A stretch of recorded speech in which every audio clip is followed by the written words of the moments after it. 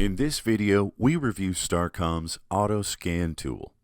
The Autoscan tool can be programmed to automatically cycle through camera layouts or individual cameras. Click the navigation icon on the top left of the screen to select camera layouts that you want to cycle through.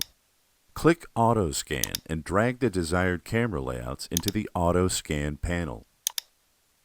You can also select individual cameras by clicking on the Cameras tag and dragging your selected cameras to the Autoscan panel. Input your desired time interval. Then click Start to begin the Autoscan.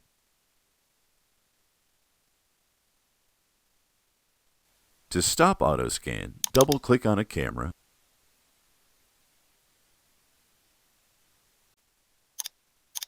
click Full Screen from Camera toolbar,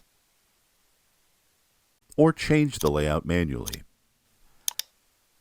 Layouts can be switched manually by clicking the Layouts drop-down in the top right of the window. This will stop the Autoscan. Watch our other tutorials or contact STARCOMM for additional information on our video surveillance monitoring portal and video surveillance hardware.